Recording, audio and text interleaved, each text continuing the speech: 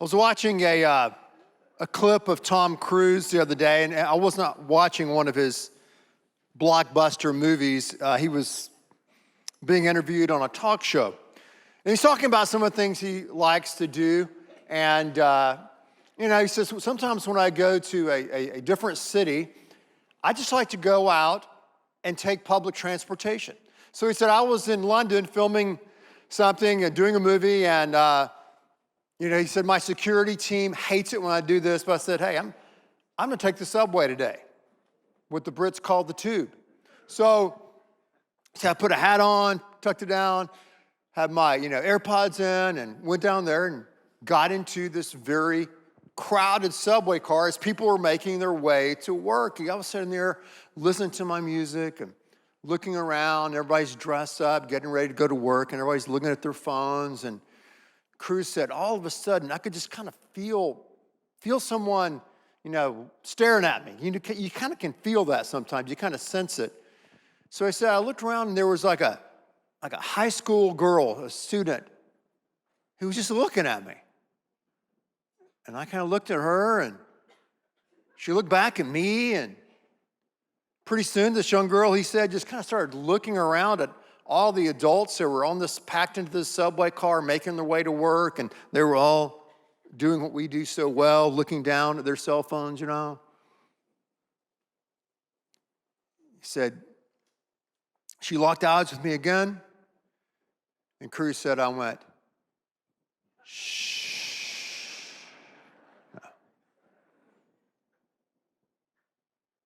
And the girl just had her phone and went, click. And no one noticed, and she got off at the next stop. Now, that's kind of interesting. It is kind of amazing. Think about it. You're packed into this small area, this small subway car, the tube, right? And you're just packed in there, and you are with one of the most famous actors on planet Earth. Maybe one of the most recognizable faces in the Western world, and you don't even recognize him. Only one person did in that whole car. And I asked myself the question, why? Why did this one young lady, this high school student, get it and see Tom and get the picture, right? To prove it, to post it and all that.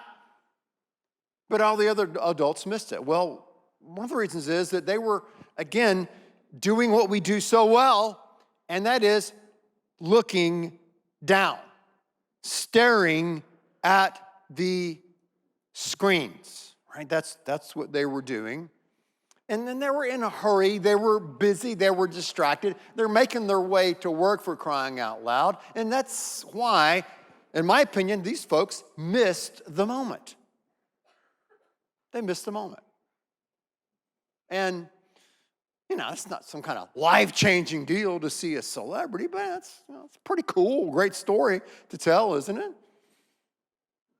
But it's easy to miss the moment in life.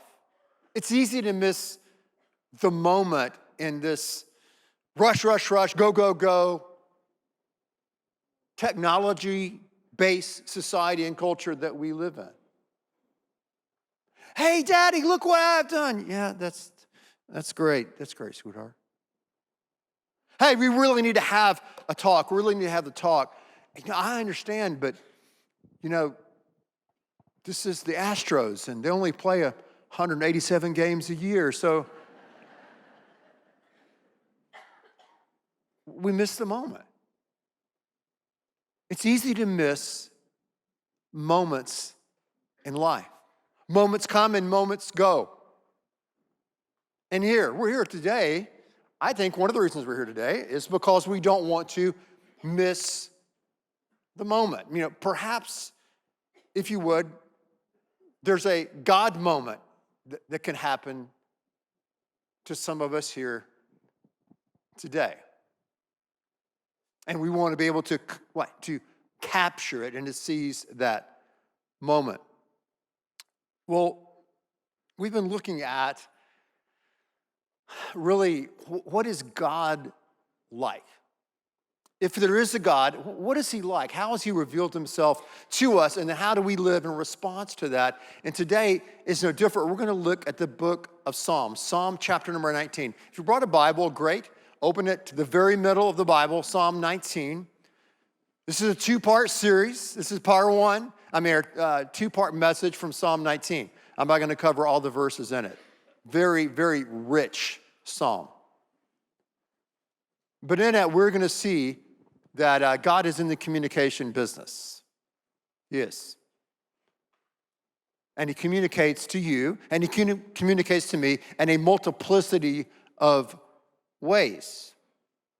Psalm 19, verses 1 through 6 says, "The heavens declare the glory of God." Now, let me stop right here, because, wow, you didn't get very far. I know, but the word heaven is used in a variety of ways in Scripture. So the word heavens in some contexts means skies. In some contexts, the word heaven is synonymous with God. In some contexts, the word heaven refers to where God dwells and lives in his presence. So it's used in many different ways. And in this context, as we'll see it used several times, it's really more about the skies. So the heavens, the skies declare the glory of God. The skies proclaim the work of his hands. Day after day, they pour forth speech. Night after night, they reveal knowledge. They have no speech. They use no words. No sound is heard from them. Yet their voice goes out into all the earth, their words to the ends of the world. In the heavens, God has pitched a tent for the sun.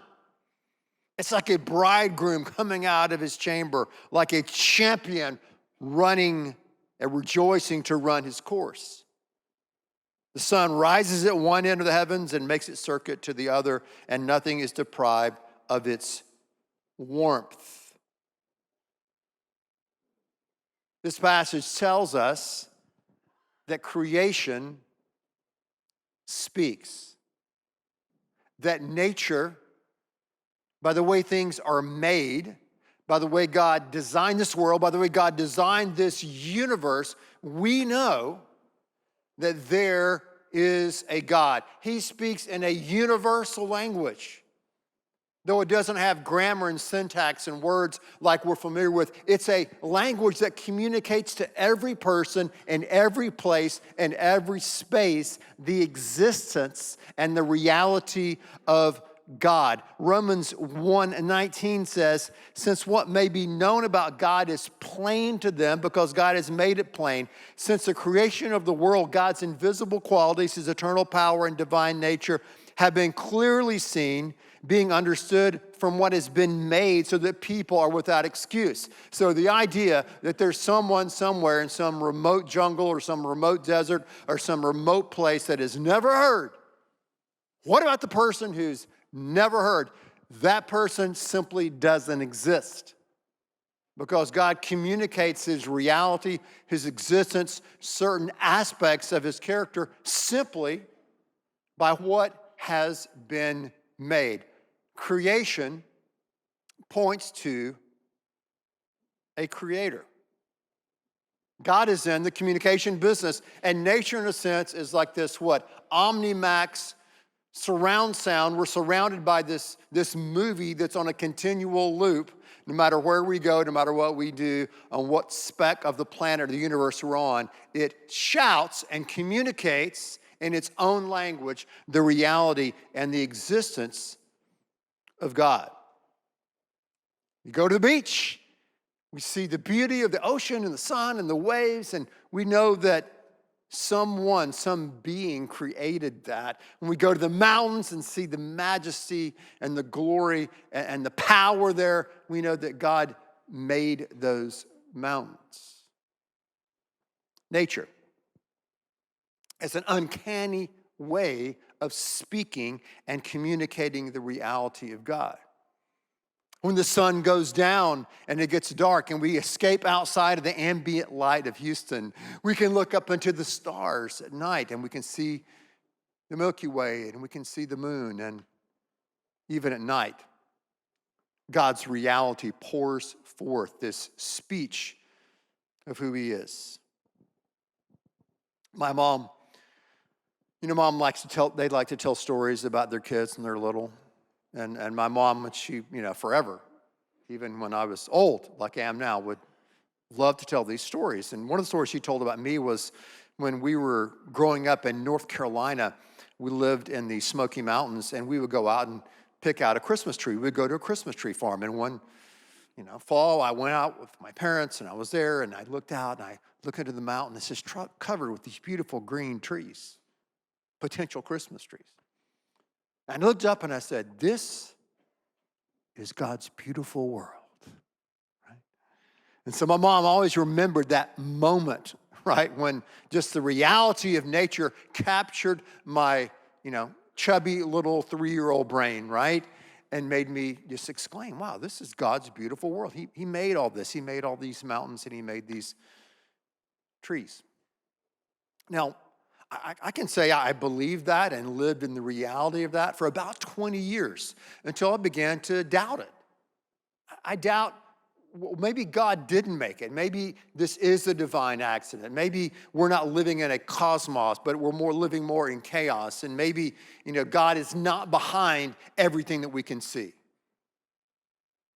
Maybe nature doesn't really reveal the beauty and the intricacy. Maybe it really is an impersonal force behind it, and it caused me to swim and spiral in a sea of doubt for a long time. Romans 1:18 that I read earlier says what I was doing was suppressing the obvious knowledge of God. So it's like if you're ever in a swimming pool, you have a ball like a beach ball or something. Have you ever tried to suppress it underwater and sit on it in the pool, And you kind of can for a while, but that, beach ball has a way of just, boom, popping up. So that's what I was kind of trying to do with God. As I was living during that season of doubt and skepticism, I was like trying to suppress that knowledge, like holding a beach ball underwater. But because God is everywhere present, because his evidence is all around us, his knowledge and his reality was unescapable. And I was able to come back to the reality or the truth that this truly is God's beautiful world. When you really think through it and you really experience it day after day, night after night.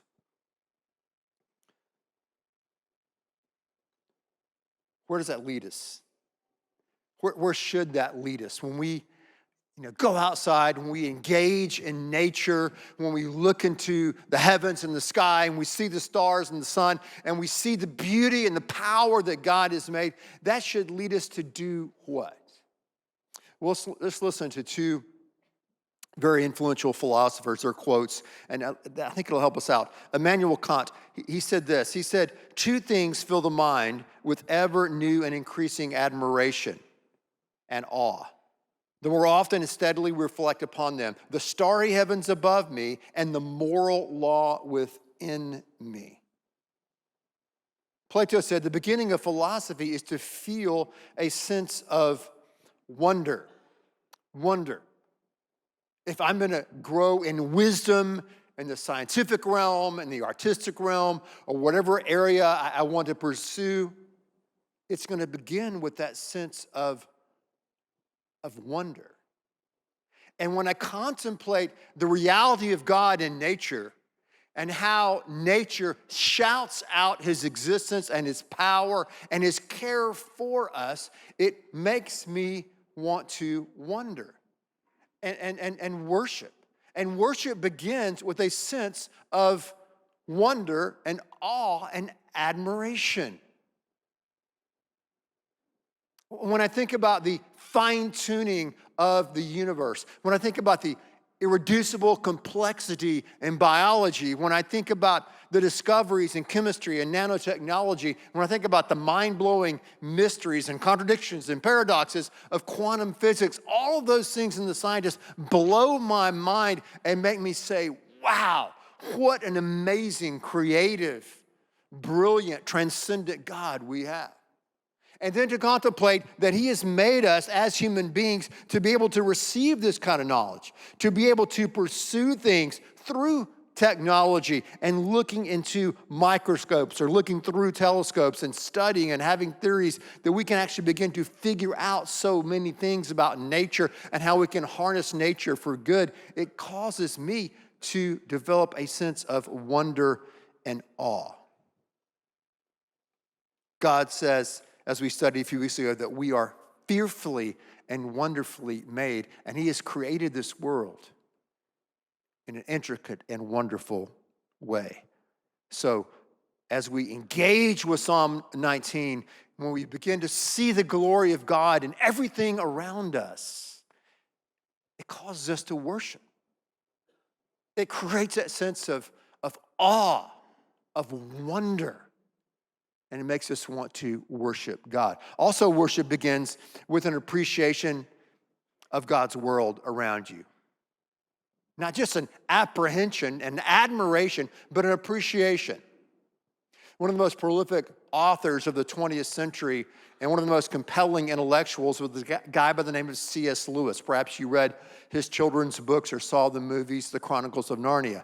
And when Lewis was beginning to doubt his atheism and was moving towards theism, part of what moved him was as he engaged in nature, as he looked around him, he said, I simply wanted someone to thank.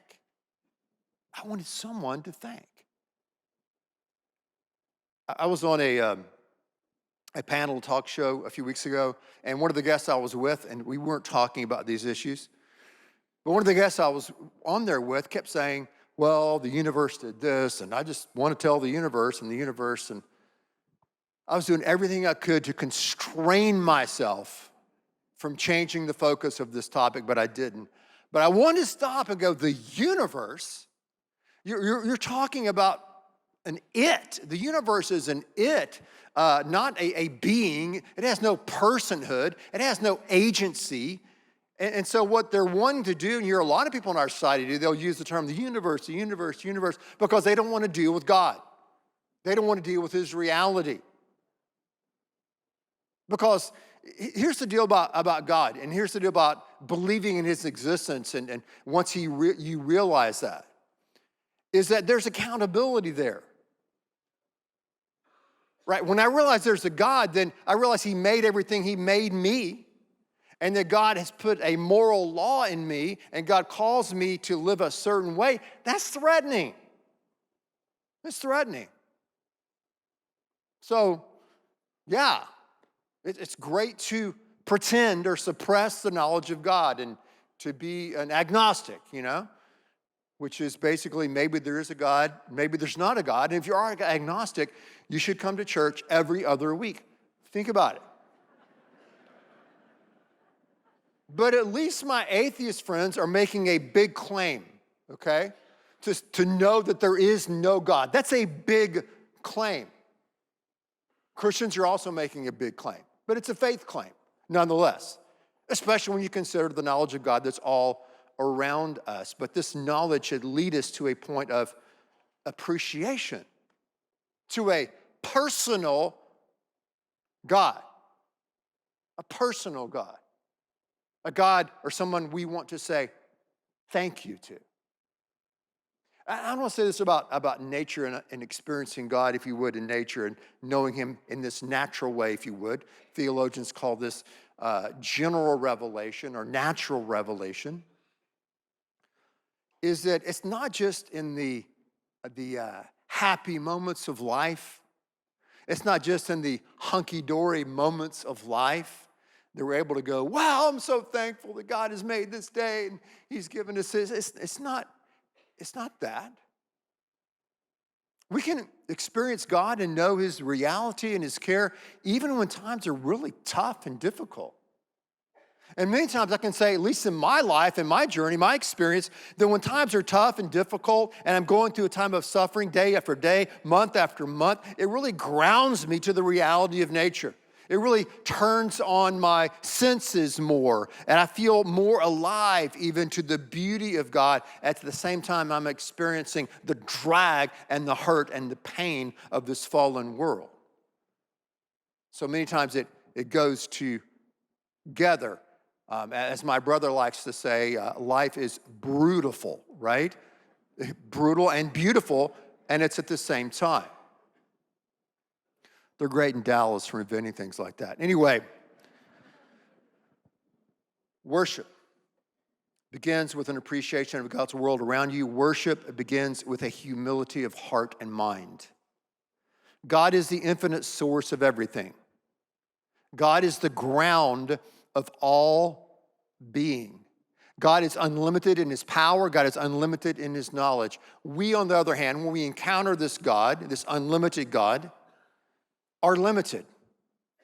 My eyes are limited. I can only see so far. My eyes are limited. I go outside, stare at the sun today, I will go blind. My ears are limited. I can only hear so much. Like I said, even my dog, your dog has better hearing than you do, okay? But if I heard a sound too loudly, then my ears would burst and I could no longer hear.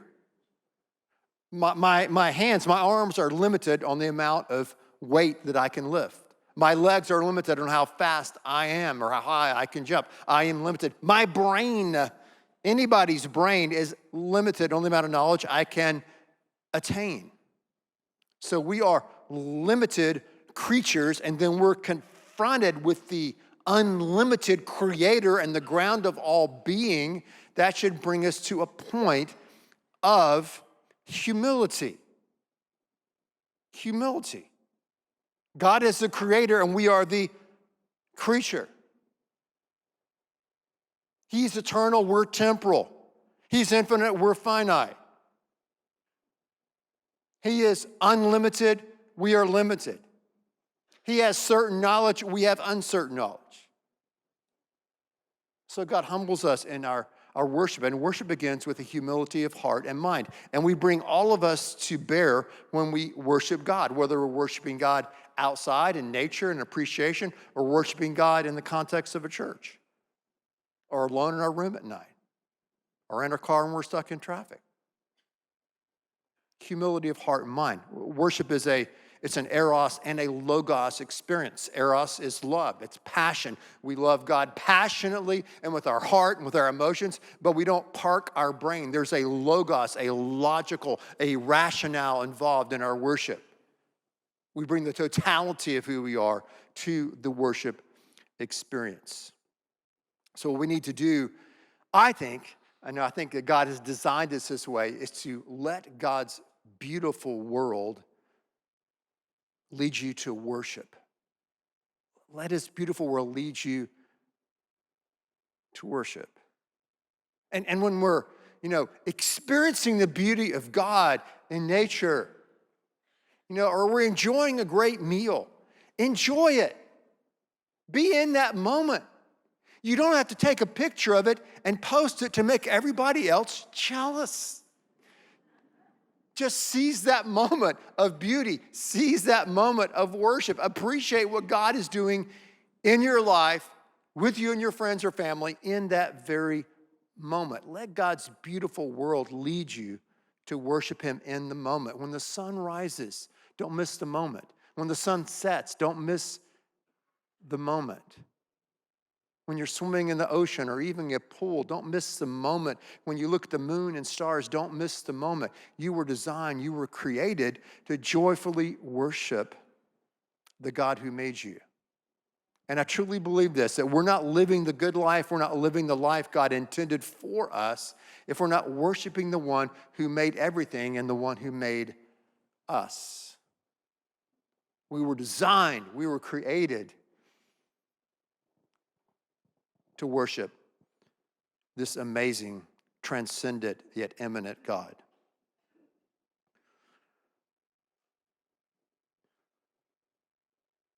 It's interesting that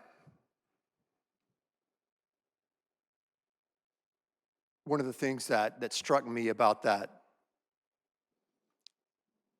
story I told earlier about Tom Cruise being on the subway in London is, why that one student, high school student, got it and everybody else didn't get it or see him. And I thought, in defense of the other people who were busy on the train looking at their phone, right? In defense of them, they miss seeing this superstar, if you would, because they had to go to work. They had worries and stress and bills to pay and things to do. They had to get there on time. They had to go to work. They were focused on that. They didn't expect to wake up and, hey, I'm going to go ride the train, honey, with, that's a really bad British accent. I'm not going to try. I'm going to go ride the train, right, with, this mega superstar. They didn't plan on that. It was unexpected, right? It was unexpected for someone of his, fame, if you would, to stoop down and to go and ride the subway with normal people. That's unexpected, especially without security, right? It's unexpected. But this young lady, this high school student, she saw him and captured the moment. Why? Because she was aware.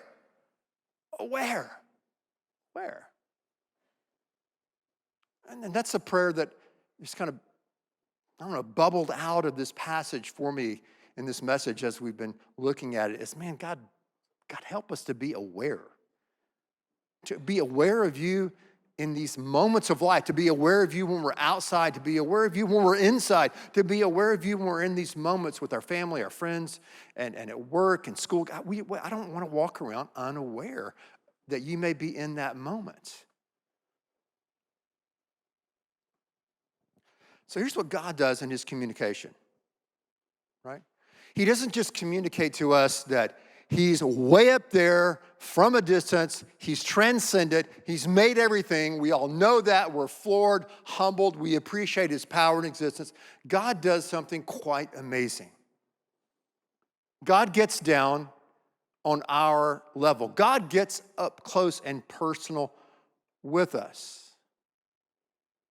He does a mission impossible. I couldn't resist. I'm sorry. Right? God, that's what Christmas is all about. God becomes man in Jesus Christ. The Son, the gospel and the Christian worldview is not just about, a son, S-U-N. It's about the Son, S-O-N. That God has come down to earth in his Son to show us what he was like. He lived a life in our place, a perfect life. He died on the cross. He rose again so forgiveness can flow our way, that we can have new life and a fresh start. The Son came and he showed us not just that God is the creator, but God is also our Father, and through trusting in him that we can enter into God's very family. So the Son, S-O-N, came to show us the Father so that when we are interacting with our friends and when we're out in nature in this world, we can say, hey, this is my Father's world. And to my listening ears, all nature sings and around me rings the music of the spheres. This is my Father's world. And the Son is inviting me into this world and into his life and giving me a new path and a new direction. He's given me a wake-up call. He's given many of you a wake-up call that yes, God is real, and God goes even further by saying, come closer. I want to adopt you into my family. My family. I want to give you a new start, a new heritage, a new name through my Son. And that's called grace. That's called mercy. And that's what pulled me out of my own doubt and skepticism. It was the grace and mercy that God offers to all of us who turn to him. So, my challenge, my prayer for you is don't miss the moment. Be aware. Ask for awareness so you can capture what God's doing in your life. Would you bow your heads and pray with me for just a few minutes, please? God, nobody here has it quote altogether, nobody here has it figured out.